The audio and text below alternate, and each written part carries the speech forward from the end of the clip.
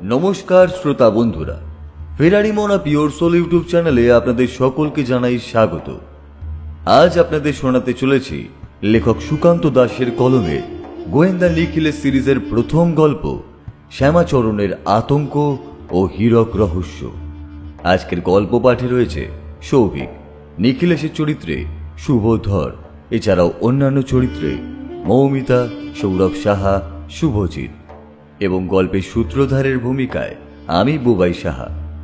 তাহলে আর দেরি না করে শুনতে থাকুন গোয়েন্দা নিখিলেশ সিরিজের প্রথম গল্প লেখক সুকান্ত দাসের কলমে শ্যামাচরণের আতঙ্ক ও হীরক রহস্য।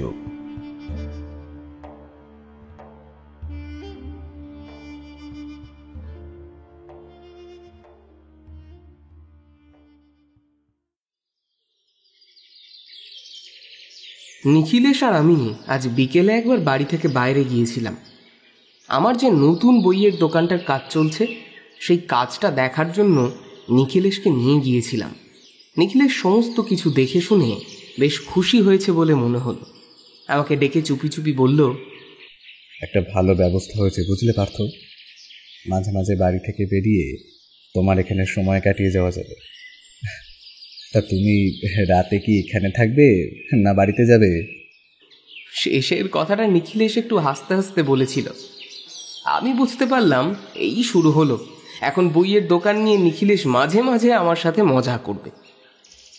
অবশ্য নিখিলেশ মজা করে যাই বলুক না কেন, আমার এই বইয়ের দোকানটা নিয়ে কাজ করায় সব থেকে বেশি খুশি বোধহয় সেই হয়েছিল। প্রথম যখন তাকে কথাটা বলি তখন নিখিলেশ বেশ কিছুক্ষণ চুপ করে থেকে বলেছিল, দেখো পার্থ, তোমায় কিন্তু আমি কখনোই সহকারী হিসেবে দেখিনি। সেই প্রথম দিন থেকে আমি কিন্তু তোমায় বন্ধুর মতোই দেখে এসেছি। মনে আছে সেই অনুকূলবাবুর মেস বাড়িতে যখন আমায় পুলিশে তুলে নিয়ে গিয়েছিল, তখন গোটা দিন তুমি কিন্তু স্নান, খাওয়া দাওয়া সমস্ত কিছু ভুলে গিয়ে আমার চিন্তাই করেছিলে। যদি আমি সময় মতো না চলে আসতাম তাহলে হয়তো বেরিয়ে পড়ে আমার জন্য কোনো একটা উকিলের খোঁজ করতে। পার্থ, বর্তমান সময়ে একজন ভালো বন্ধু খুঁজে পাওয়া কিন্তু কয়লা খনিতে একটা হিরে খুঁজে পাওয়ার মতো নেই। তাই তুমি যদি মনে করো তুমি এ বাড়িতে আমাদের সাথে থাকছো বলে তুমি আমাদের অর্থ সাহায্য করবে, এ চিন্তা কিন্তু তোমার ভালো নয়। তুমি বইয়ের দোকান করতে চাও সেটা তো ভালো কথা, তবে তোমার বইয়ের দোকান থেকে যা অর্থ লাভ হবে তার একটা টাকাও কিন্তু তুমি কখনো আমায় দিতে পারবে না। এ কিন্তু শর্ত রইল আমার। আমি বুঝতে পেরেছিলাম নিখিলেশ হয়তো আমার কথাটার একটু অন্য মানে খুঁজে বার করে ফেলেছে। একটু ইতস্তত করেই বললাম, নিখিলেশ, তুমি আমায় এতদিনে কতটা চিনতে পেরেছ তা আমি জানি না, তবে তুমি যেমনটা ভাবছো তেমনটা কিন্তু আমি কখনোই ভাবিনি। আসলে নিজের যে সমস্ত বই বার করেছি সেগুলোর কাটতি ভালোই, আর তাই বই প্রকাশের পাশাপাশি একটা বইয়ের দোকান খুলে ফেললে সারাদিন বইপত্র, সাহিত্য এইসব নিয়েই কাজ করব। আর তোমার হাতে কেস তো সবসময় থাকে না, দোকানে না হয় একজন লোক রাখবো, তার পাশাপাশি আমিও থাকবো। তুমি যখন তদন্ত করবে তখন আমি না হয় তোমার সঙ্গেই লেগে পড়ব। আমার বইয়ের দোকান খোলার অন্য কোনো অর্থ তুমি খুঁজে বের করো না, তাহলে কিন্তু সেটা আমার খারাপই লাগবে। আর এটা তুমি কেমন কথা বলছো? আমার যদি কোনো ইচ্ছে হয় তাহলে কি তোমার জন্য আমি কিছুই করতে পারি না? সে তুমি করতেই পারো, সেক্ষেত্রে তোমার পূর্ণ অধিকার রয়েছে। আমার কথাটা তুমি খারাপভাবে নিও না, কিন্তু আমি হয়তো সেভাবে বলতে চাইনি। তবে যা করছো ভালো করছো। আমাদেরও একটু সময় কাটানোর জন্য অন্য একটা জায়গাও পাওয়া যাবে। তোমার দোকানে গিয়ে মাঝে মাঝে বসলাম, কি বলো? হ্যাঁ, একভাবে বাড়িতে বসে থাকতে আমারও মাঝে মাঝে ভালো লাগে না। এভাবেই নিখিলেশ আর বৌঠানকে রাজি করিয়ে বইয়ের দোকানের কাজ শুরু করে দিয়েছিলাম। এখন কাজ প্রায় হয়ে এসেছে, আর মাসখানেকের মধ্যেই কাজ সম্পূর্ণ হয়ে যাবে। তারপর শুরু হবে নতুন বই তোলা। সেই সমস্ত কাজে হয়তো আরও কিছুদিন কেটে যাবে, আর আশা করছি পুজোর আগেই দোকানটা উদ্বোধন করে ফেলতে পারব। এখন এমন একটা সময় যে নিখিলেশের হাতে কোনো কেস নেই, তাই ঘরে বসে নিজেদের মধ্যে কথাবার্তা বলছি। এমন সময় রামু এসে বলল, একজন এসেছে, হাতে লাঠি, চোখে চশমা, গায়ে পাঞ্জাবি, এইমাত্র বাড়ির বাইরে গাড়ি থেকে নামলেন, আমি পাঠিয়ে দিচ্ছি ভেতরে। নিখিলেশ মাথা নাড়াতে রামু চলে গেল। নিখিলেশ আমার দিকে তাকিয়ে বলল, একটু আগে যে গাড়ির শব্দ শুনলাম সেটাই মনে হচ্ছে, বুঝলে? তাহলে কি নতুন কোনো কেস আসতে চলেছে? বাবা, কেস তো 2 দিন আগেই এসেছিল নিখিলেশ। তুমি তো কেসটা হাতে নিলে না, বললে কেসটায় নাকি তেমন কিচ্ছু নেই। কেসটায় সত্যিই তেমন কিছু ছিল না গো। ভদ্রলোকের সোনার হারটা চুরি করেছে তার বাড়ির কাজের লোক বলেই তো আমার মনে হলো। টেলিফোন নাম্বার দিয়ে গিয়েছিলেন, পরে টেলিফোন করে জানা যায় তার কাজের লোক নাকি সোনার হারটা চুরি করে। কাজের লোককে কাজ থেকে ছাড়িয়ে দিয়েছে, তবে অনেক দিনের লোক আর কোনো একটা সমস্যায় পড়ে নাকি চুরিটা করেছিল, তাই নাকি আর পুলিশে যায় নাই। এমন কেস নিয়ে কি লাভ বলো তো পার্থ? মাথা ঘামানোর তো সময়ই পাওয়া যায় না। নিখিলেশের কথার মাঝখানে দরজার কাছে এক ভদ্রলোক এসে দাঁড়ালেন। রামু যেমন বলে গেছে তেমনি ভদ্রলোকের হাতে একটা লাঠি, চোখে চশমা, পরনে সাধারণের ধুতি পাঞ্জাবি। ভদ্রলোকের মাথার চুলও বেশ সাদা হয়ে এসেছে, দেখেই বোঝা যায় ভদ্রলোকের বেশ বয়স হয়েছে।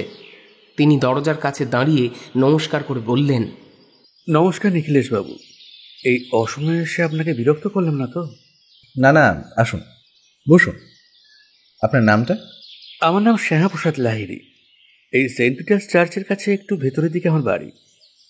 আপনার ঠিকানাটা সত্যি বলতে অনেকদিন আগেই খুঁজে পেয়েছিলাম, তবে আসবো করে আসা হচ্ছিল না, আজ এসেই পড়লাম। ভদ্রলোক সামনের চেয়ারে বসে লাঠিটা চেয়ারের এক পাশে হেলান দিয়ে রেখে বললেন, একটা অদ্ভুত সমস্যায় পড়েছে নিখিলেশবাবু, তবে আপনি ছাড়া আমার এই সমস্যা থেকে কেউ উদ্ধার করতে পারবে না। পুলিশের কাছে গিয়েছিলাম, তবে পুলিশ ব্যাপারটা সেভাবে দেখছে না। আর সত্যি বলতে পুলিশের তেমন কিছু করারও নেই। তারা জেরা করেছে 2-1 বার, আমার বাড়িতেও এসেছে, কিন্তু আপনি সবটা না শুনলে বুঝতে পারবেন না। সবটাই শুনবো শ্যামাপ্রসাদ বাবু। আপনি যখন এতটা কষ্ট করে এসেছেন আর এতটা সিঁড়ি ভেঙে উঠেছেন, তাহলে তো সবটা শুনতেই হচ্ছে। তবে তার আগে এই পার্থ, যাও তো একবার চায়ের জন্য বলে এসো তো। আমি উঠে রান্নাঘরে চলে গেলাম চায়ের কথা বলতে। তারপর ফিরে এসে আমার চেয়ারে বসতে বসতে শুনলাম নিখিলেশ বলছে, সমস্যাটা কতদিন ধরে হচ্ছে? প্রায় 3 মাস ধরে হবে। এর মধ্যে একবার আমরা বাড়ির বাইরে গিয়েছিলাম, বাড়ি ফিরে এসে দেখি ঘরের দরজা হাট করে খোলা। পাশের বাড়ির ভদ্রলোক জানিয়েছিলেন যে আগের দিন বাড়িতে নাকি চোর এসেছিল রাতের বেলা। তাদের বাড়ির বড় ছেলেটি অনেক রাত জেগে পড়াশোনা করে, সেই ব্যাপারটা বুঝতে পেরেছিল। তারপরেই আশপাশের লোকজন ডেকে তাড়াহুড়ো করে আসতেই নাকি চোর পালিয়ে যায়। তারা একজনকে পালাতে দেখেছে, তবে ভালোভাবে বুঝতে পারেনি। গোটা রাত তারা নাকি পাহারা দিয়েছে বাড়িতে। দেখুন শ্যামাপ্রসাদ বাবু, একদিন যদি বাড়িতে চোর আসে তাহলে সেই ঘটনাটা অতি স্বাভাবিক, কিন্তু বারবারই আপনার মনে হচ্ছে বাড়ির আশেপাশে কেউ রাতের বেলা আসছে, এমনকি বাড়িতে ঢোকারও চেষ্টা করছে, তাহলে তো ব্যাপারটা স্বাভাবিক নয়। আপনার বাড়িতে কি দামি কিছু রয়েছে? না নিখিলেশবাবু, আমার বাড়িতে দামি কিছু বলতে ওই পিতলের 2-1টা মূর্তি রয়েছে, তবে সেগুলোর দাম খুব একটা বেশি হবে না। সেটার জন্য চোর এভাবে দিনের পর দিন বাড়ির উপর ওঠ পেতে বসে থাকবে, সেটা তো হয় না। না, আসলে আমার বাড়িটা ওই এলাকার একদম শেষের দিকে। বাড়ির পেছনে একটা ডোবা মতো রয়েছে, আর আমার বাড়ির সামনের দিকে আরো কয়েকটা বাড়ি ঘর রয়েছে। পেছনের দিকে এমন কিছু নেই। ডোবার পর থেকে একটা খোলা মাঠ, তারপরে অনেক দূরে আবার বাড়ি ঘর রয়েছে। চোর নাকি সেই দিক দিয়েই পালিয়ে গেছে। তবে নিখিলেশবাবু, আমি এটাই বুঝতে পারছি না বারবার আমার বাড়িতে চোর আসছে কেন। কিছু একটা তো আছে শ্যামাপ্রসাদ বাবু, কিছু একটা না থাকলে বারবার চোর আসবে কেন? সেটাই আমি জানতে চাইছি নিখিলেশবাবু। আসলে বাড়িতে আমি আর আমার স্ত্রী ছাড়া আর কেউ থাকে না। একজন কাজের লোক ছিল, তবে সেও এখন আর কাজ করে না, ছাড়িয়ে দিয়েছে। কাজের লোকটিকে ছাড়িয়ে দিয়েছেন কেন? বড় কাজ কামাই করতো নিখিলেশবাবু। আগে যে কাজের লোকটি ছিল সে ভালো ছিল, তবে তার বয়স হয়ে গেছে। তারপর তার বাড়িতে কিছু সমস্যা চলছিল, তাই সে কাজ ছেড়ে দেশের বাড়িতে ফিরে গেছে। তারপরে এই লোকটিকে কয়েক মাস রেখেছিলাম, সেও ঠিকঠাক মতো আসে না। তাই নিয়ে বড্ড সমস্যায় পড়তে হয় আমার স্ত্রীকে। তাই তাকে ছাড়িয়ে দিয়ে এখন একটা নতুন কাজের লোক রেখেছি। নতুন কাজের লোকটি ভালো? হ্যাঁ নিখিলেশবাবু, নতুন কাজের লোকটি ভালো। কাজ যেমন ভালো করে করে, তেমন কাজ ছাড়া অন্য বিষয়টাও দেখে। সকাল সকাল কাজে চলে আসে, এমনকি নিজের কাজ শেষ করে এইটা ওটা বললেও করে দেয়। আর আর সত্যি কথা বলতে কি, টাকা পয়সা নিয়ে বেশি সমস্যা করে না, কাজও কামাই করে না। আমার আর আমার স্ত্রীর তো তাকে বেশ পছন্দ হয়েছে। আর তার বাড়িও খুব একটা দূরে নয় আমাদের পাড়া থেকে, পরের পাড়াতেই। আচ্ছা, আপনি কি তাকে কখনো দেখেছিলেন? মানে যে আপনার বাড়ির আশেপাশে রাতের বেলা ঘুরে বেড়ায় বলে আপনার মনে হয়? না নিখিলেশবাবু, ঠিক বাড়ির আশেপাশে ঘুরে বেড়ায় না। আমার মনে হয় রাতের বেলা বাড়িতে ঢোকার চেষ্টা করে বাড়ির উঠোনে আসে, দুই একবার রাতের দিকে ঘুম ভেঙে যাওয়াই মনে হয়েছে নিচের দরজা যেন শব্দ হচ্ছে। না নিখিলেশবাবু, ঠিক বাড়ির আশেপাশে ঘুরে বেড়ায় না। আমার মনে হয় রাতের বেলা বাড়িতে ঢোকার চেষ্টা করে বাড়ির উঠোনে আসে, দুই একবার রাতের দিকে ঘুম ভেঙে যাওয়াই মনে হয়েছে নিচের দরজা যেন শব্দ হচ্ছে। আমি উপর থেকে চিৎকার করলেই সেসব থেমে যায়। ব্যাপারটা দেখার জন্য আশেপাশের লোকদের বলে রেখেছিলাম, কিন্তু ব্যাপারটা কিন্তু প্রতিদিন হয় না, বেশ কিছুদিন পর পর হয়। যখনই মনে করুন আমরা সব কিছু ভুলে গিয়ে আবার স্বাভাবিকভাবেই রইলাম, তখনই আবার একদিন এমনটা হলো। তবে ঘরের দরজা ভেতর থেকে বন্ধ থাকে বলে রাতের বেলা কেউ ঢুকতে পারে না। ওই বাড়িতে ছিলাম না, সেই সুযোগে দরজা ভেঙে ঢুকেছিল। অদ্ভুত ব্যাপার। আপনার বাড়িতে কিছুই নেই বলছেন, অথচ বাড়ির ভেতরে কেউ একটা ঢোকার চেষ্টা করছে। তার কোনো একটা উদ্দেশ্য তো থাকবে। বাড়ির সামান্য পিতলের মূর্তি কিংবা টাকা পয়সা নেওয়ার জন্য এভাবে তো কেউ দিনের পর দিন আসবে না। নিশ্চয়ই কোনো একটা কারণ তো রয়েছে, যেটা আপনি ঠিক করে বুঝতে পারছেন না। শ্যামাপ্রসাদ বাবু যেন একটু ইতস্তত করে বললেন, সত্যি বলতে আমি এ বিষয়ে কিছুই জানি না। আমার স্ত্রীর সাথে এ বিষয়ে কথা বলেছি। তবে বাড়িতে দামি কিছু থাকলে সেটা তো আমি জানবো। স্ত্রীর গয়নাগাটি যা রয়েছে সবকিছুই সত্যি বলতে ব্যাংকের ভল্টে। সামান্য যা কিছু আছে তার জন্য এমনটা হতে পারে না। নিখিলেশ বেশ কিছুক্ষণ চুপ করে কি যেন চিন্তা করল, তারপর বলল, ঠিক আছে শ্যামাপ্রসাদ বাবু, আপনি বরং বাড়ি ফিরে যান। আজ আর তো সময় হচ্ছে না, আমি বরং কাল আপনার বাড়িতে যাব। আপনার বাড়ির ঠিকানাটা যদি আপনার টেলিফোন থাকে তাহলে টেলিফোন নাম্বারটা এই খাতাটায় লিখে দিয়ে যান। আমি কাল আপনার বাড়িতে গিয়ে সমস্যাটা দেখে তারপর আপনাকে জানাবো কেসটা আমি হাতে নিলাম কি না। নিখিলেশবাবু, কেসটা কিন্তু আপনাকে নিতেই হবে। এভাবে ভয়ে ভয়ে তো থাকতে পারছি না, একটা কিছু করুন আপনি। নিখিলেশ চেয়ারের পেছন দিকে হেলান দিয়ে বলল, আপনি নিশ্চিন্ত থাকুন, আমি কাল যাচ্ছি। ভদ্রলোক বেরিয়ে যেতেই নিখিলেশ ইজি চেয়ারে হেলান দিয়ে সিলিংয়ের দিকে তাকিয়ে রইল। তারপর আমাকে বলল, কেসটার ব্যাপারে এখনো পর্যন্ত ভালো করে তো কিছুই বোঝা যায়নি পার্থ।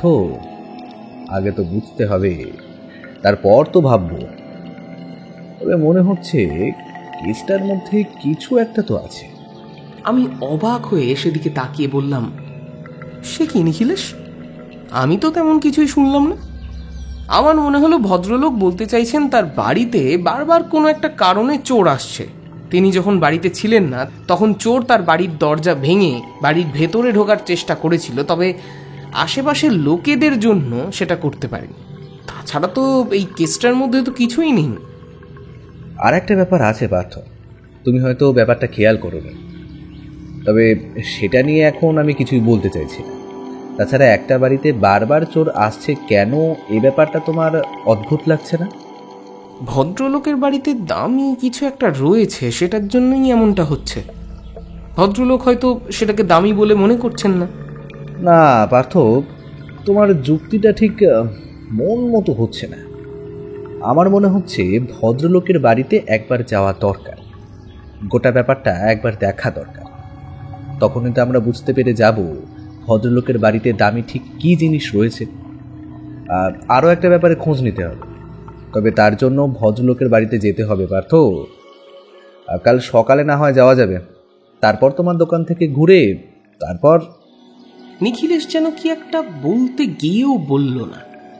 আমি বুঝতে পারলাম নিখিলেশ সেটা বলতে চাইছেন, আর সে যখন একবার ভেবে নিয়েছে তার মুখ থেকে কথা বার করা যাবে না, তাই আমি তাকে জোর করলাম না। নিখিলেশ আর আমি দোকানের ব্যাপারে বেশ কিছুক্ষণ কথাবার্তা বলে উঠে পড়ে স্নান করতে চলে গেলাম।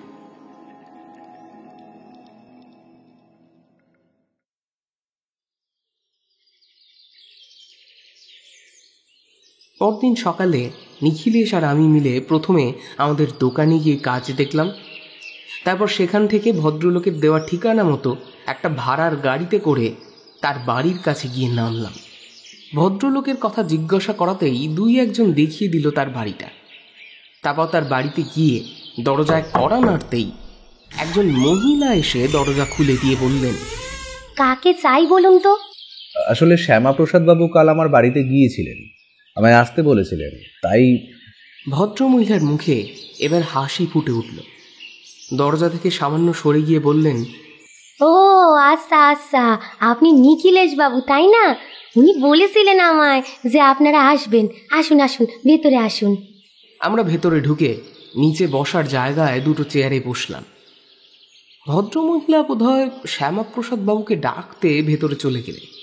একটু পরেই শ্যামাপ্রসাদ বাবু একটা গামছায় হাত মুছতে মুছতে আমাদের সামনে এসে উল্টো দিকে চেয়ারে বসে বললেন, নিখিলেশ বাবু, আরে আপনি আসবেন আমি জানতাম, তবে এই এখনই আসবেন সেটা ঠিক বুঝতে পারিনি।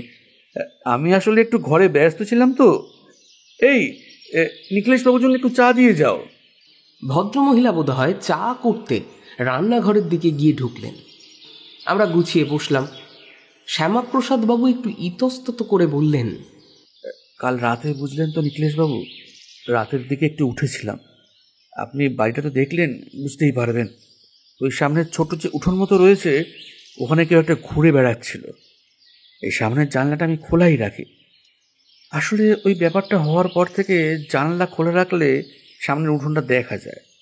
একটা জলের বোতল নেওয়ার জন্য নিচে ওই রান্নাঘরের কাছে এসেছি, এমন সময় দেখে একটা কেউ ঘুরে বেড়াচ্ছে। একবার চিৎকার করে হাঁক দিতেই তাড়াতাড়ি বাইরের দিকে চলে গেল। এখন আপনি তো এসেছেন নিখিলেশ বাবু, আপনি দেখুন আমার বাড়িতে দামি কি রয়েছে। রাতের বেলায় চোরের আসার ব্যাপারটা ঠিক কতদিন থেকে শুরু হয়েছে? মাসখানেক তো হবেই নিখিলেশ বাবু, তবে তার আগেও যদি হয়ে থাকে তাহলে সে ব্যাপারটা আমি খেয়াল করিনি। এবার আপনি বলুন, সম্প্রতি আপনাদের এই পাড়ায় কি কোনো চুরি হয়েছে মাসখানেক আগে বা তারও আগে? শ্যামাপ্রসাদ বাবু কিছুক্ষণ কি যেন ভাবলেন, তারপর বললেন, না নিখিলেশ বাবু, চুরি তো হয়নি। কেন বলুন তো? নিখিলেশ সে প্রশ্নের উত্তর দিল না। তাঁর চোখ তখন ঘরের চারিদিকে ঘুরছে। ঘরের একদিকে একটা টেবিলের ওপর একটা পেতলের মূর্তি ছিল। সেদিকে আঙুল দেখিয়ে শ্যামাপ্রসাদ বাবু বললেন, নিখিলেশ বাবু, আমি রিটায়ার মানুষ, একসময় কাজ করেছি, তবে এখন আর তা সম্ভব হয় না। টাকা পয়সা জমানো যা রয়েছে তার সবটাই ব্যাংকে। সেই টাকা থেকেই আমাদের সংসার চলে। ঘরের মধ্যে দামি জিনিস বলতে ওই পিতলের মূর্তিটাই বলতে পারেন। তাছাড়া সব কিছুতে দেখতে পাচ্ছেন অতি সাধারণ জিনিস। এসব নেওয়ার জন্য চোর আসতেই পারে না। কিন্তু বারবার একটাই চোর আসলে আর তা থেকে তো আর ধারণা করতে পারি না ওই পেতলের মূর্তিটা নেওয়ার জন্য এসেছে। নিখিলেশ উঠে গিয়ে পেতলের মূর্তিটা হাতে নিয়ে দেখছিল। সেটা আবার নিজের জায়গায় রাখতে রাখতে বলল, আপনাদের কোনো শত্রু আছে বলে মনে হয়? না, মানে এমন কেউ যে আপনাদের ওপর কোনো কারণে আক্রমণ করতে পারে? দেখুন, আপনার বাড়িতে চুরি করার মতো যখন কিছুই নেই, তাহলে এটাও হতে পারে রাতের বেলা তারা আপনাদের আক্রমণ করার চেষ্টা করছে। তবে সেক্ষেত্রে যেদিন আপনারা বাড়িতে ছিলেন না, সেদিন আপনাদের বাড়িতে ঢোকার ব্যাপারটা কিন্তু মিলছে না। নিখিলেশ বাবু, আমার কোনো শত্রু আছে বলে তো মনে হয় না। আর যদি সেটা থেকেও থাকে তাহলে তো অনেক আগে থাকার কথা, যখন আমি বাইরে খুব একটা বেরোতাম কিংবা কাজকর্ম নিয়ে থাকতাম। এখন তো প্রায় বছরখানেকের বেশি হবে আমি কাজকর্ম থেকে নিজেকে সরিয়ে নিয়েছি। এখন নতুন করে কোনো শত্রু হবে কি করে? শত্রু ঠিক কখন হবে আর কি করে হবে সেটা কেউ বলতে পারে না শ্যামাপ্রসাদ বাবু। তবে আমার মনে হচ্ছে আপনার বাড়িতে দামি জিনিস তেমন কিছু তো থাকতে পারে না। আসলে যদি আপনি কিছু মনে না করেন তাহলে আপনার ঘরটা কি একবার দেখতে পারি? নিখিলেশ আর আমি শ্যামাপ্রসাদ বাবুর ঘরে গিয়ে তার ঘরটা ভালো করে দেখলাম, কিন্তু তার ঘরেও তেমন কিছু চোখে পড়ল না। সত্যি বলতে তার গোটা বাড়িতে এমন কিছুই চোখে পড়েনি যেটা দামি বলে মনে হতে পারে আর যার জন্য চোর আসতে পারে। এই পিতলের মূর্তিটার আর কতই বা দাম হবে। সমস্ত কিছু সেরে আমরা যখন বাড়ির বাইরে এলাম, তখন শ্যামাপ্রসাদবাবু আমাদের সাথে বাড়ির বাইরে পর্যন্ত এলেন। নিখিলেশ বাগানের কাছটায় বেশ কিছুক্ষণ ঘুরে বেড়ালো। তারপর একসময় বলল, শ্যামাপ্রসাদ বাবু, আমি আপনার কেসটা হাতে নিলাম। তবে আপনাকে এটুকু বলতে পারি, আপনার এই কেসটার সমাধান করতে কিন্তু বেশ খানিকটা সময় লাগবে। ততদিন রাতের বেলা একটু সাবধানে থাকবেন। আর ওই জানালা খুলে রাখার বদলে যদি বন্ধ করে রেখে দেন রাতের বেলা, তাহলে ভালোই হয়। বিপদ কখন কোথা থেকে আসবে সেটা তো আর বলা যায় না। নিখিলেশের কথায় শ্যামাপ্রসাদবাবু একটু যেন চিন্তিত হলেন। নিখিলেশ তাকে আশ্বস্ত করতেই আমরা বাড়ি থেকে বেরিয়ে এলাম। রাস্তায় নেমে নিখিলেশকে বললাম, আমি তো কিছুই বুঝতে পারছি না নিখিলেশ, তুমি ঠিক কী ভেবে কেসটা হাতে নিলে বলো তো? কেসটায় তো তেমন কিছুই নেই। হ্যাঁ, তবে এই রাতের বেলায় কে আসছে আর কেন আসছে এই ব্যাপারটা একটু রহস্যময়। নিখিলেশ যেন খুব গম্ভীরভাবে খুব চিন্তা করছে, এমনভাবে যেন নিজের মনেই বলল, ব্যাপারটা সুবিধের বলে তো মনে হচ্ছে না। খুব তাড়াতাড়ি কিছু একটা ঘটতে পারে। তুমি কি ভাবছো বলো তো নিখিলেশ? আমায় একটু খুলে বলো না, তাহলে আমিও তো বুঝতে পারি। এখন নয় পার্থ, এখন নয়। কয়েকটা ব্যাপারে আমায় একটু খোঁজ খবর নিতে হবে, তারপরেই আমি তোমায় জানাবো। আচ্ছা পার্থ, তোমার কি মনে হয় শ্যামাপ্রসাদ বাবুর বাড়িতে কাজের লোক খুব বেশি দিন টিকতো না কেন? নিখিলেশ কথাটা বলতে আমার হঠাৎ মনে পড়ে গেল শ্যামাপ্রসাদ বাবুর সেই কাজের লোকটির কথা।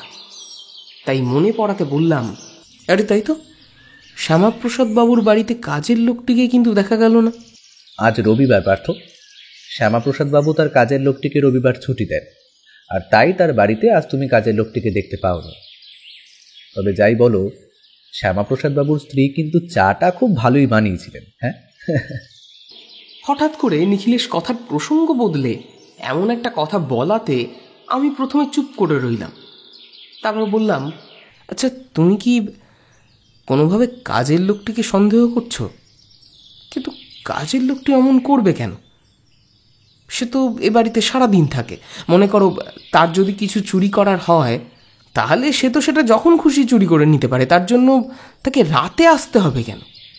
নিখিলেশ যেন আমার কথা শুনছিল না, এমনভাবে রাস্তার পাশের গাছগুলো দেখছিল।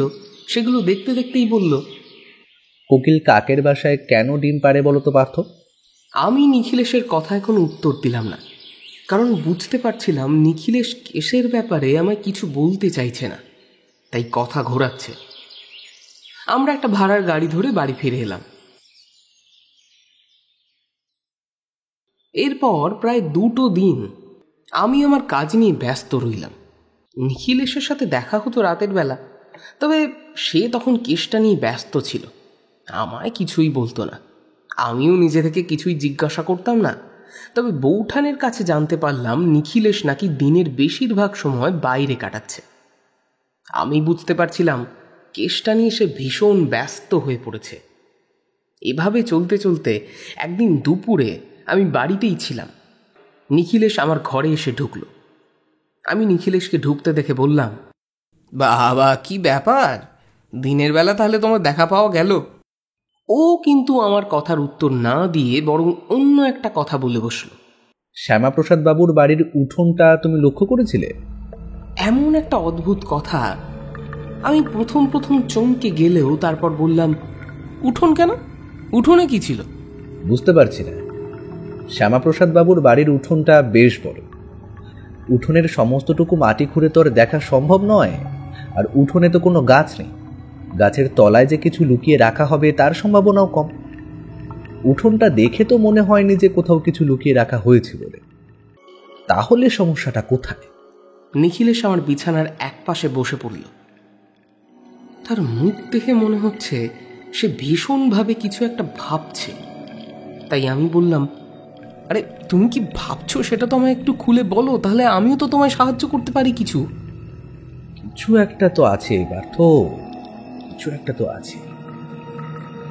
শ্যামাপ্রসাদ বাবুর বাড়িতে কোথাও কিছু একটা তো আছে।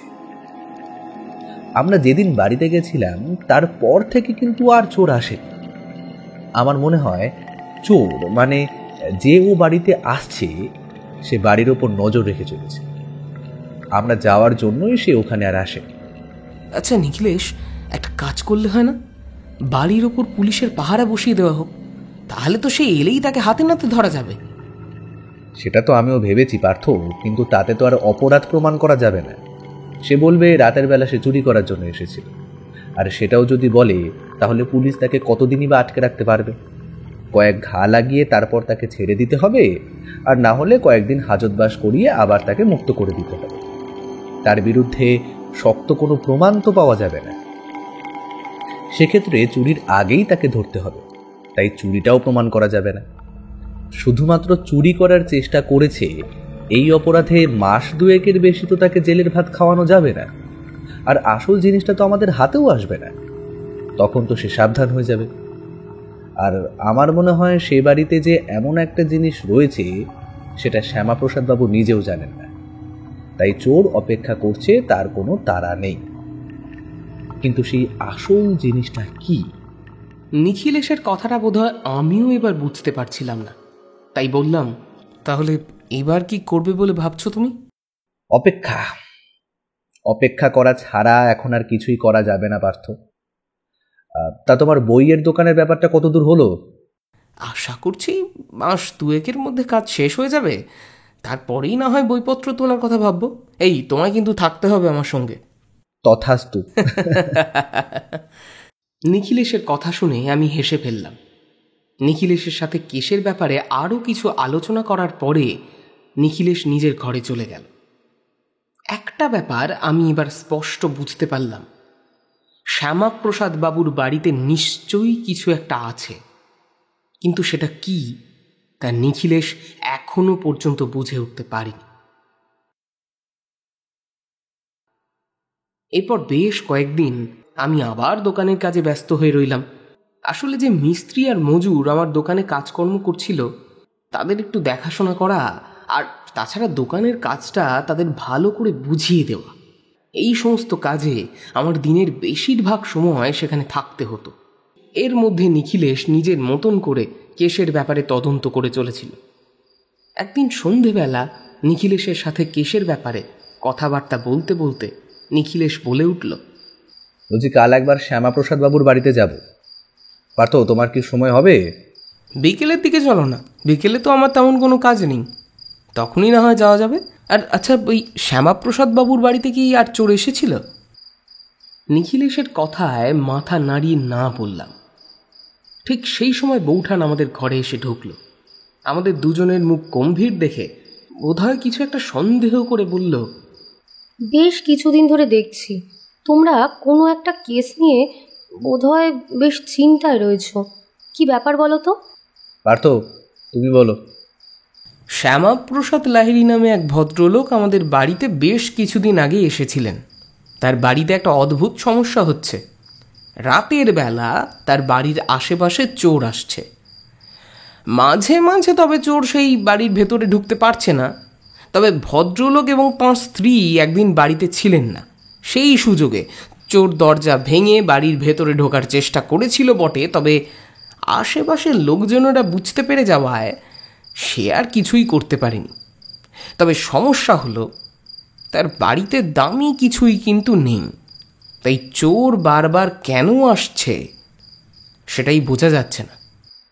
এমন তো হতেই পারে তার বাড়িতে অন্য কেউ কিছু একটা রেখে গেছে, আর সেই কারণে তার বাড়িতে বারবার সেই জিনিসটা নেওয়ার জন্য চলে আসছে। এমন তো তোমাদের সাথে আগে অনেক কিছুই হয়েছে। কিন্তু তার বাড়ির উঠোনটা দেখে কিন্তু মনে হয় না সেখানে কেউ কোনো কিছু লুকিয়ে রেখেছে। আর অন্য কোথাও যদি রাখে তাহলে সেটা তো শ্যামাপ্রসাদ বাবু নিজেও জানতে পারবে। জানতে পারবেন সে কথা ঠিক, তবে তিনি হয়তো ব্যাপারটা লক্ষ্য করেননি। দেখো, একজন বাড়ির লোক হলেও তিনি যে সবসময় সব জায়গায় থাকবেন তা তো সত্যি নয়। সেই সুযোগে যদি কেউ ওই কাজটা করে। বৌঠানের কথায় হঠাৎ করে একটা সম্ভাবনা আমার মাথায় ফুটে উঠল। তাই আমি বললাম, আচ্ছা নিখিলেশ, তুমি সেই ওদের বাড়ির কাজের লোকটার কথা বলছিলে না, যে শ্যামাপ্রসাদ বাবুর বাড়িতে কাজ করে? সেই লোকটি কিছু করেনি তো? পার্থ সে অন্য জায়গা ছেড়ে শ্যামাপ্রসাদ বাবুর বাড়িতেই কেন কোনো কিছু লুকিয়ে রাখতে যাবে?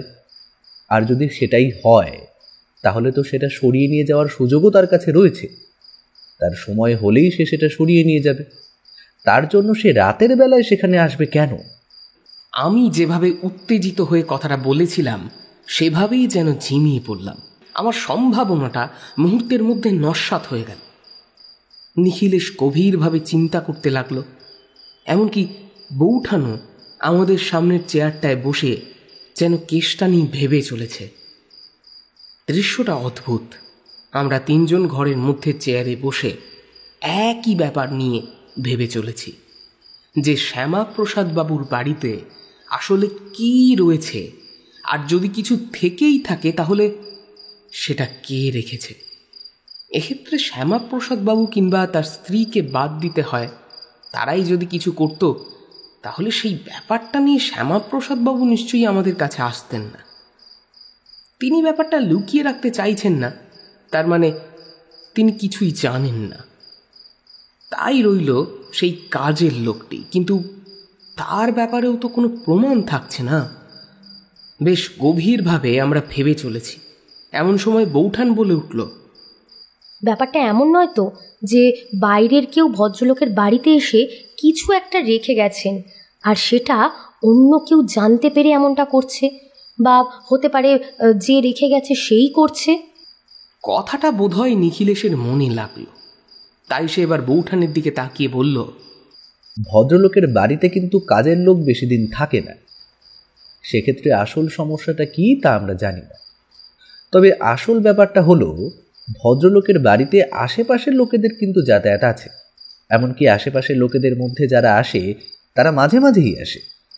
এই ব্যাপারটা ভদ্রলোক আমায় জানিয়েছে। তাই সেক্ষেত্রেও কিন্তু কিছু থাকার হলে তা নিয়ে যাওয়ার সুযোগও রয়েছে। তাহলে কি হতে পারে সেটা কিন্তু আমি বুঝতেই পারছি না। সেদিনের মতো আমাদের কথাবার্তা থেকে আর নতুন কিছুই বেরিয়ে এলো না। নিখিলেশ আর আমি সিদ্ধান্ত নিলাম পরদিন বিকেলে ভদ্রলোকের বাড়িতে আরও একবার যাব। তার সাথে ভদ্রলোকের বাড়ির আশপাশটা ভালো করে দেখতে হবে।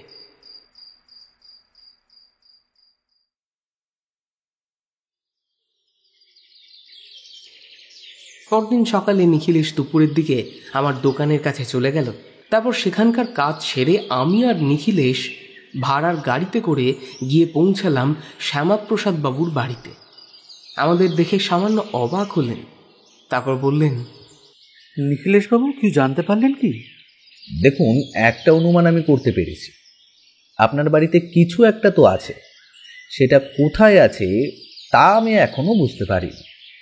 নিখিলেশ মাঝপথে থেমে গেল। আমাদের জন্য শ্যামাপ্রসাদ বাবুর কাজের লোক চা নিয়ে এসেছিল।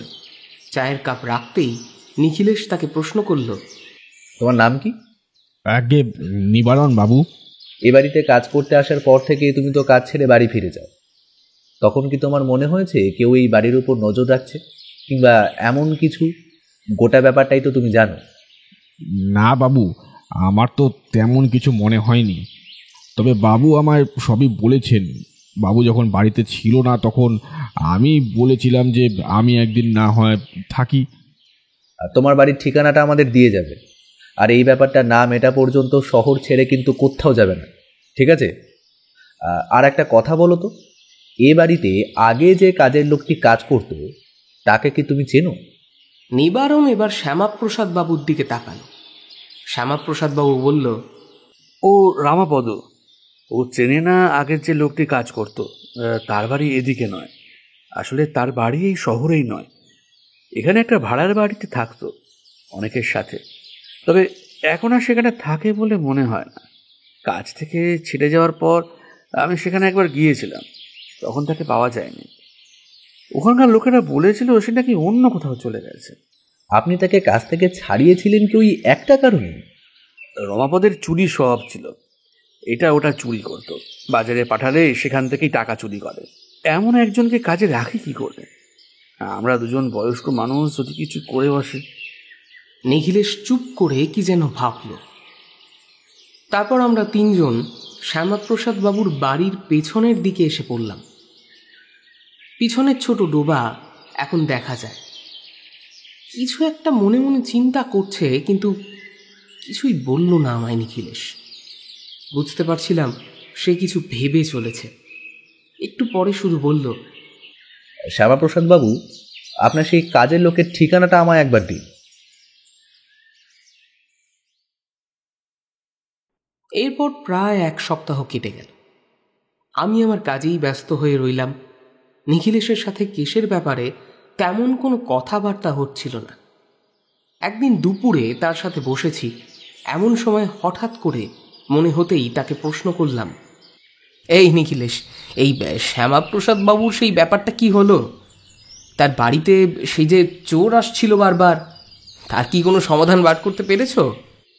হ্যাঁ পার্থ, ওই ব্যাপারটা তো সমাধান হয়ে গেছে, তোমায় তো আর বলাই হয়নি। সে কি, কি হয়েছিল বলো তো? নিখিলেশ কিছুক্ষণ চুপ করে বসে বোধহয় ব্যাপারগুলো সাজিয়ে নিল। তারপর বলতে শুরু করলো, শ্যামাপ্রসাদ বাবুর কাছ থেকে তার আগের কাজের লোকটির ঠিকানাটা নিয়েছিলাম, তোমার বোধহয় মনে আছে। তারপর সেই ঠিকানায় খোঁজ করতে গিয়ে জানতে পারলাম সে নাকি এখন সেখানে আর থাকে না। মাস 2 আগে সে কাজ ছেড়ে চলে গেছে বলে সে নাকি এখন এখান থেকেও চলে গেছে। তবে আশেপাশে খোঁজ খবর নিয়ে জানতে পারলাম সে নাকি শহর ছেড়ে যায়নি, শহরেই কোথাও একটা আছে। ব্যাপারটা মনের মধ্যে গেঁথে গিয়েছিল। সে যদি কাজ ছেড়ে চলে যায় আর এই ভাড়ার বাড়িটাও ছেড়ে দেয়, তাহলে শহরের মধ্যে সে থাকতে যাবে কেন? সে তো অন্য কোথাও ফিরে যাবে। বারবার কেমন যেন একটা সম্ভাবনা মাথার মধ্যে উকি যেতে লাগে। তাহলে এই সমস্ত কিছুর পেছনে কি সে রয়েছে? কিন্তু কেন? ব্যাপারটা মনে হতেই লোকটার ব্যাপারে খোঁজ খবর নিতে আমি শুরু করলাম, এবং খোঁজ খবর করে জানতে পারলাম লোকটা কিন্তু খুব একটা সুবিধার লোক ছিল না। শ্যামাপ্রসাদ বাবু বলেছিলেন তার চুরির স্বভাব রয়েছে, আর সে আগে যেখানে কাজ করত সেখানেও নাকি এমনই চুরি করত। সেই কারণেই তাকে কাজ থেকে ছাড়িয়ে দেওয়া হয়েছিল।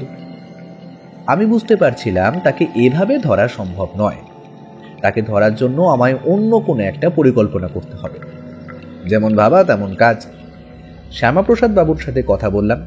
তাকে বললাম বেশ কয়েকদিনের জন্য বাড়ি ছেড়ে তাকে অন্য কোথাও চলে যেতে হবে। তিনি বাড়িতে থাকলে সেই চোর রাতের বেলা আসলেও ঘরের মধ্যে ঢুকতে পারবে না, আর ঢুকতে না পারলে তাকে আমরা ধরতে পারবো না। বাড়ির আশেপাশে ঘুরে বেড়ানোর জন্য তাকে তো আর গ্রেফতার করে জেলে পুরে দেওয়া যাবে না। তাই শ্যামাপ্রসাদ বাবু যখন রাজি হলেন, তখন শ্যামাপ্রসাদ বাবুকে একটা পরিকল্পনার কথা বললাম। সেই মতোই কাজ হলো। শ্যামাপ্রসাদ বাবু আর তার স্ত্রী ঘর তালা বন্ধ করে দিয়ে কোথাও একটা চলে গেলেন। তবে তার আগেই আমি কাজটা করেছিলাম। তোমার হয়তো মনে আছে পার্থ, এর মাঝে একদিন আমি রাতের বেলা বাড়িতে ছিলাম না। তুমি সারাদিন তোমার কাজ নিয়ে ব্যস্ত থাকো বলে তোমার ব্যাপারটা যায় না, কারণ পরপর 3 দিন আমায় রাত জাগতে হচ্ছে। রূপালীকে বলেছিলাম যে একটা কাজের জন্য আমি শহর থেকে বাইরে যাচ্ছি। তবে শহর থেকে বাইরে নয়, আমি শহরেই ছিলাম, আর আমি ছিলাম শ্যামাপ্রসাদ বাবুর বাড়িতে। কথাটা শুনে আমি অবাক হয়ে গেলাম। তারপর বললাম, ও আচ্ছা আচ্ছা, মনে পড়েছে। এই তুমি বলছিলে না দাসবাবুর সাথে তুমিও কোথায় একটা যাচ্ছ, তার মানে তুমি তখন শ্যামাপ্রসাদ বাবুর বাড়িতেই ছিলে? হ্যাঁ, শ্যামাপ্রসাদ বাবুর বাড়ির ঘরের দরজা যদি ভেতর থেকে বন্ধ থাকতো তাহলে চোর হয়তো আসতো না। তাই তার দরজা বাইরে থেকে বন্ধ এবং তালা দেওয়ার দরকার ছিল। আমি শ্যামাপ্রসাদ বাবুর আশেপাশের বাড়ির লোকেদের সঙ্গে কথাবার্তা বলেছিলাম। যারা সেদিন চোখে দেখে বাইরে বেরিয়ে এসেছিল তাদের সাথে কথা বলে রেখেছিলাম যেন রাতের বেলা কোনো কিছু হলে তারা বাড়ির বাইরে না আসে। শুধু আমি নই, বাড়ির ওপর নজর রেখে চলেছিল পুলিশও।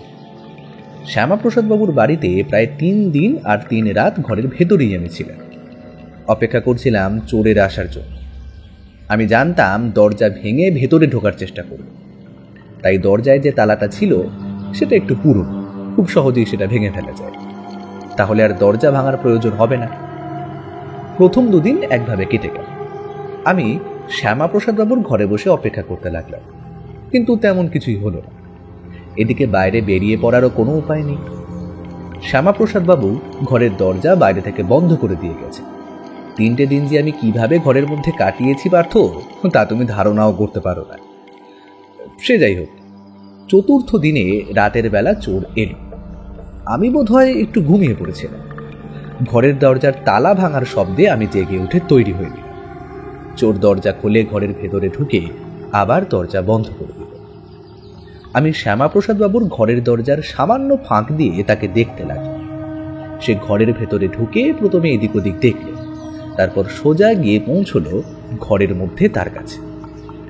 এক মুহূর্তের জন্য আমার মনে হলো তাহলে কি ওই পিতলের মূর্তিটার জন্যই এত কিছু, কিন্তু এই পিতলের মূর্তির মধ্যে তো তেমন কিছু নেই।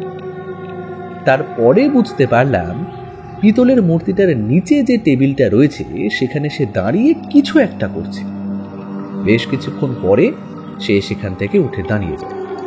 এমন সময় আমি এক হাতে ত্রিস্তর আর অন্য হাতে টর্চ জ্বালিয়ে তার মুখের উপরে ফেললাম।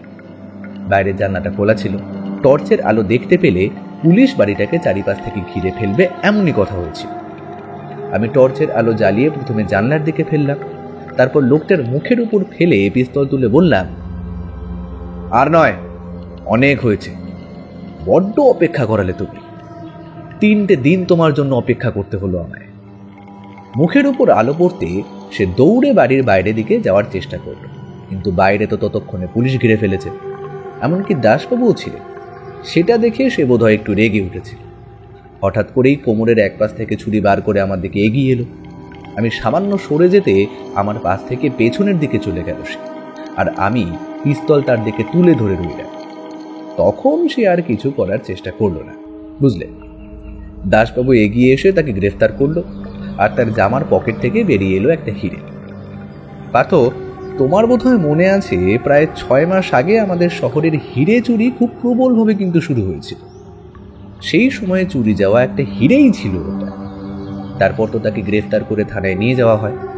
এমনকি পরদিন সকালে খবর দিয়ে বাড়িতে ফিরিয়ে আনা হয়।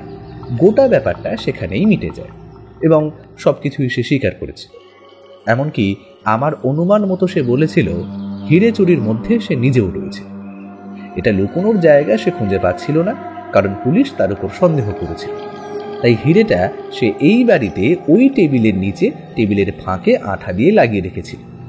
পরে সময় মতো সেটা সরিয়ে নিয়ে যাবে ভেবেছিল, কিন্তু এর মধ্যেই শ্যামাপ্রসাদ বাবু তাকে কাজ থেকে ছাড়িয়ে দেয়, আর তাই তার সমস্যা হয়ে যায়। কাজ থেকে ছাড়িয়ে দেওয়ার পরে বাড়িতে এসে হিরেটা নিয়ে যাওয়া তো সহজ হয় না, কারণ শ্যামাপ্রসাদ বাবু চুরির জন্য তাকে কাজ থেকে ছাড়িয়ে দিয়েছিলেন। এখন তার যদি কোনো রকম সন্দেহ হয় তাহলে হিরেটা যেমন সে বার করতে পারবে না, তেমন পুলিশের সমস্যাতেও তাকে পড়তে হবে। তাই সে চুরির চেষ্টা করে। সে জানতো একবার বাড়ির ভেতরে ঢুকতে পারলে এটা করা সম্ভব, কিন্তু দিনের বেলা তো বাড়িতে ঢোকা সম্ভব নয়। তাই রাতের বেলা সে ঢোকার চেষ্টা করে। সেদিন সে প্রায় ঢুকেই পড়েছিল, কিন্তু আশেপাশের লোকজন উঠে পড়ায় কাজটা সে আর করতে পারেনি। তাই সে অপেক্ষা করছিল, আর শ্যামাপ্রসাদ বাবুরা বাড়ি থেকে চলে যাওয়ার জন্য তার কাছে আবার সুযোগটা হয়ে যায়। সে বুঝতে পারেনি এটা একটা ফাঁদ। ও, একটা হীরের জন্যই তবে এত কিছু হয়েছে। আচ্ছা নিখিলেশ, তবে শ্যামাপ্রসাদ বাবু এবং তাঁর স্ত্রীর তো বিপদ ছিল। সেই চোর যদি তাদের আক্রমণ করত? না না, ওই কাজটা সে করতো না।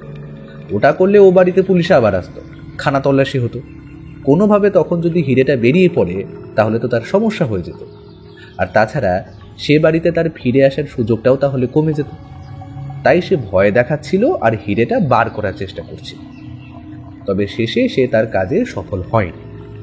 তার সাথে সাথে আরও কয়েকজনকেও ধরা গেছে যারা শহরে হিরে চুরির সাথে জড়িত ছিল। শ্যামাপ্রসাদ বাবু নিজেও এখন চিন্তামুক্ত হয়েছে। নিখিলেশ কথা শেষ করে চুপ করে বসে রইল।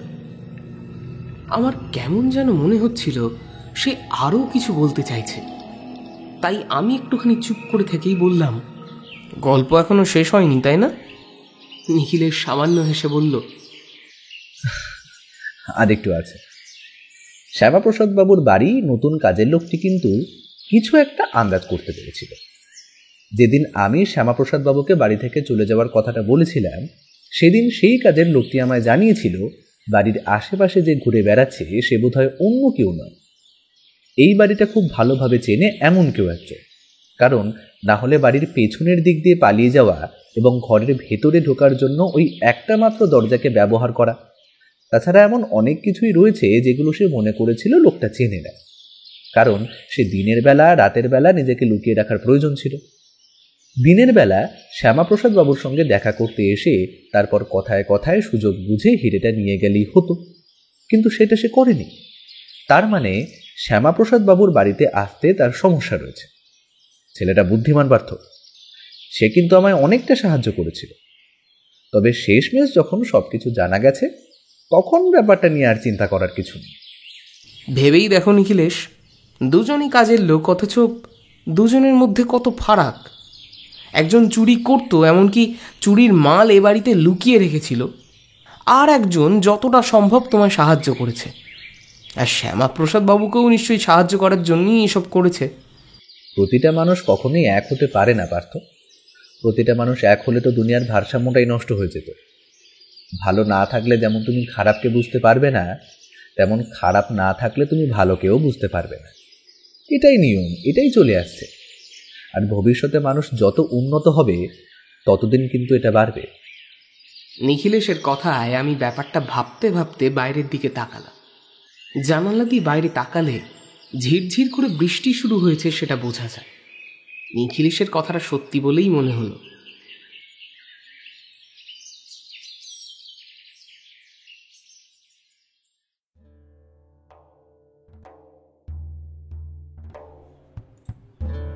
এতক্ষণ আপনারা শুনছিলেন লেখক সুকান্ত দাশের কলমে গোয়েন্দা নিখিলেশ সিরিজের প্রথম গল্প শ্যামাচরণের আতঙ্ক ও হীরক রহস্য।